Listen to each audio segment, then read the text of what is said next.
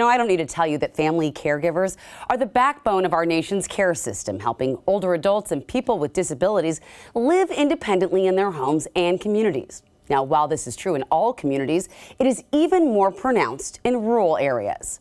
Older adults make up a higher share of the population in rural areas and face additional challenges when it comes to aging at home.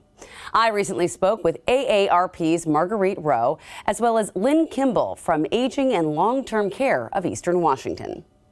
We're seeing an aging of our rural communities, meaning that the average age of the population is increasing in our rural counties and areas across the state.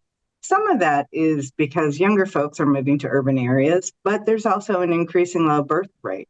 There are a lot of folks who, once they retire, have less interest in staying in urban hubs. For folks on a limited budget, cost considerations are one of the primary drivers of why folks think about moving from urban areas to rural areas. And of course, we live in a beautiful state, and so being closer to nature is certainly a driver. Aging in rural areas can come with some challenges that include access to services and care that we might need as we get older. For instance, finding long-term care supports or caregiving can be challenging. Yeah, Lynn, I want to bring you into the conversation now, kind of to pick up on what Marguerite just said. You work with rural communities a lot. What are some of the challenges facing our rural older adult populations that you've seen?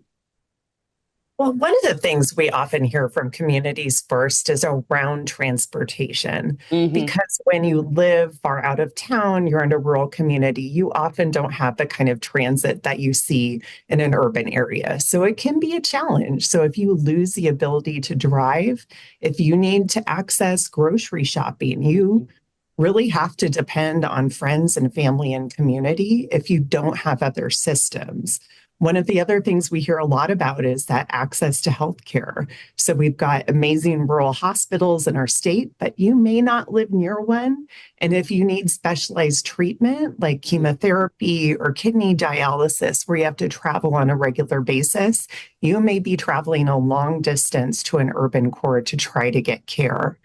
The other thing that we often hear about is just that access to caregivers. I mean, we don't think about as we grow older, we might need access to care and we might need somebody to help take care of us and help support us. And since our rural communities are aging, there's only so many people around who are able to serve in those roles, and they can get stretched pretty thin. It's a really good point. So given that lack of paid caregivers, which I guess that means people will tend to lean heavily on their family members. So then what role do family caregivers play in rural communities, and how can they find support? Yeah, family caregivers play such a critical role because it's your family is the one you turn to first. We always think, okay, we're going to find this formal system of care, but often you're looking to your family member. So is it your daughter, daughter-in-law, son-in-law, all of those things, those are the people you're turning to. And family caregiving is rewarding, but it can be so, so stressful as well, especially in a rural community where you don't have as many supports.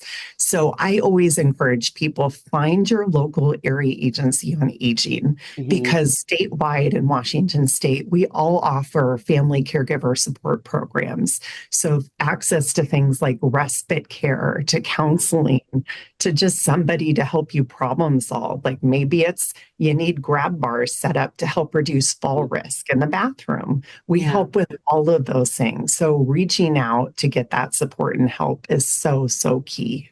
It sounds so important. Marguerite, you and I have talked about this a lot, and I'm so, so grateful that we've been able to have these conversations, because it is clear that family caregivers are really shouldering a significant burden. Physical, emotional, financial. What are other supports available? I know at AARP, you have so much information and support to share. Well, in addition to the resources that Lynn has mentioned, Washingtonians are really fortunate that they will soon have access to our state's long-term care insurance program, which will offer some important support for family caregivers like you and I have talked about. For instance, the funds can be used to help pay family caregivers to offset lost income when you're providing care, when you need to take time off. Or funds can be used on other items like home safety modifications, like a ramp or meal delivery or assistive technology. And for immediate resources, again, a reminder for folks to call 211 because anywhere you are across the state, they will help connect you. Now, for more information on lots and lots of terrific resources, visit the website you see right there on your screen. This portion of New Day Northwest is sponsored by AARP and BECU.